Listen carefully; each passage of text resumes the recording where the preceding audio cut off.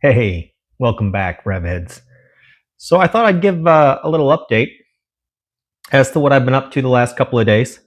Um, as many of you probably know, if you've watched the video, sitting behind me, that's Crypto, my 2022 Harley-Davidson Street Glide.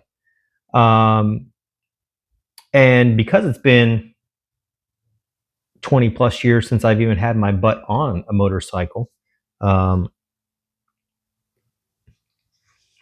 I determined it was going to be a very smart idea to take the basic rider's course. And so when I purchased the bike, Harley Davidson here in the Fayetteville area was gracious enough to throw in the rider's course for me as part of the deal. Um, and so that's what we've been doing Friday night and then today. And then the final day of the course and the test is tomorrow morning till whenever we finish. So I will say that, and I'll show you some of the clips from the basic rider's safety course. But anyway, just want to talk through some of the feedback and the reaction. So Friday night starts out, and it is a review of what they call the e-course. And so the e-course, they say, is a 3-hour online course where it teaches you many things, like your T-clocks, your Find C. So that's your pre-ride checks and your pre-engine checks. So your pre-startup is what those two are. It teaches you, different techniques, when taking corners. So teaches you the various positions within your lane. So for those of you that don't ride motorcycles, it breaks your lane of travel down into 3 areas. This is really good, by the way. Nubs. But either way, so that's what the e-course goes over. I think I'm actually the youngest person in our class at 43 years old.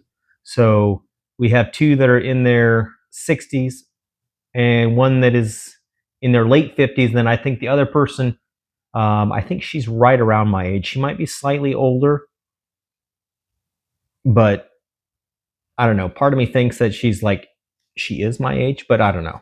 I'm horrible at judging people's age. Either way. So 4 males, 1 female. Every one of them has got years of riding experience rather underneath their belts. Some of them have been what they call riding dirty. And so for those of you that are bike riders, you know what that means. Whereas I'm pretty much coming into it, green as can be. They do the crawl, walk, run type of mentality for those of you military folks. So the crawl phase obviously would be the e-course and the classroom portion. The walk is you're literally duck walking the bikes through the different exercises they have you do. So the first 2 exercises are duck walks, and then you actually start getting into turning the bike on and, learning your friction zone, your throttle response, and the sensitivity, your braking, and then your takeoff. So we do 7 exercises on Saturday, 7 exercises on Sunday, and then there's the skills evaluation, i.e. the test. And then there's a written test after that. Today went pretty well. Dumped the bike 1 time. And the reason why, it was not because we let out on the clutch, it's because my dumbass decided to, before you straightened up the handlebars, we attempted to stop the bike. Well, for those of you that have been riding for longer than a day, okay, that's not how you do it. You straighten up the handlebars and then you come to a complete stop. Otherwise, the bike is going to go in the direction that the handlebars are turned. So if the wheel is facing the left, the bike's going to start tipping to the left. And then it's on you to keep that thing upright, rather than if you allow the bike to, if you let out on the clutch a little bit and roll forward, straighten up the wheels, the bike will help keep the bike upright. Yeah, we screwed that up. It's just my biggest issue came with the the takeoffs, really, for the most part. I kept trying to do 1 foot at a time, which is a big no-no. I don't know where I developed that bad habit from. So the instructors were, were giving me a hard time, but that's okay because I earned that hard time because I wasn't following the instructions as well as I should have been. And so I had to, I had to basically get out of my own damn way. That's what I had to do. I had to get out of my own damn way. And I was very fortunate enough to where I had asked the instructors if it was okay, assuming they didn't mind, if they would work with me for just a little bit because I wanted some extra reps in, if you will, on the takeaway and the changing from first into second because we were a little jerky on that, and I wanted it to be smoother. Um, I was performing it to their standard because obviously we were allowed to progress through the exercises, but it wasn't to my standard. And so I had asked if it was okay if we do additional reps. And I was told by instructor number 2 that the lead instructor had never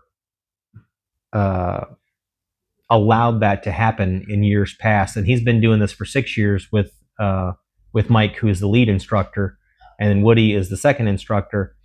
And Woody said that he wasn't sure what it was, but Mike allowed it. And so Woody took time out of his day to go down on the course with me for about an extra 25, 30 minutes. And really just, I can't thank him enough. It really was. It was just, headspace and timing for those of you that have been on the range. Yeah, it was all operator error. Just you get in your head and then you start overthinking shit, and that's when you start making mistakes. And that's really what I was doing, is I was just overthinking it rather than just, taking a breath and then going at it. Because once I did that, and I don't know what was preventing me from doing that before, but once I did that, smooth rolling. I have no problems taking the corners. Doing the U-turn was a bit of a comfortability issue because he's like, turn your head, right? And the bike turns in the direction that your nose is pointed. And he's like, turn your head further. And it just feels like the bike is going to dump. But even at just the idle speed, essentially, of the motor, as long as you let it on the clutch, the bike will turn and keep turning until you start to squeeze the clutch a little bit, which removes power from the rear wheel. And if your wheel is not straight, you dump, which we didn't do. But in my mind, that's what I saw happening. And so we started to fight it. So my radius on my diameter on the turns was a little wider than what he initially wanted. So we have 24 feet to do it in on the first exercise. And then you have, I think it's 20 feet on the second one. So 10-foot radius. And I did both of them, but in my mind, I was like, oh my God, we're going to dump the bike. It's what it is. And we were not learning on that bad boy back there. Harley Davidson actually has these 350-pound sport bikes, and it's much smaller than that, which poses a problem because for somebody that's 6'2" and 3 out of the 5 of us, because there's a shorter male and a female there that they're not exactly 6'2" or larger, but there's 2 other guys there that are probably 6'4" and larger than I am in stature. And so, needless to say, I wasn't the only one that had problems on those little sport bikes because the pegs are behind you. So you're kind of sitting in a forward position, even though you're supposed to keep your shoulders and your head up. It makes a little bit of a challenge because of the way the bike is postured. Thankfully, I got a touring bike behind me. So I figured I'm old enough. I'm in my 40s. I'm out of that whole sport bike mentality mode. I'm not trying to be Tom Cruise and Top Gun anymore on a crotch rocket. If I was going to do that, I would have bought a bike in my 20s when I probably had the flexibility to do it. But we don't. I'm old. I'm broke. So we got that. And for those of you that stuck around this long, there are no videos. We're not allowed to have cell phones on the course. You guys probably knew that, but thanks for sticking around. I really appreciate you watching the video this long, even though you probably knew there was no video. Because if you've been through the basic riders course, They get very upset when you're on your damn phone.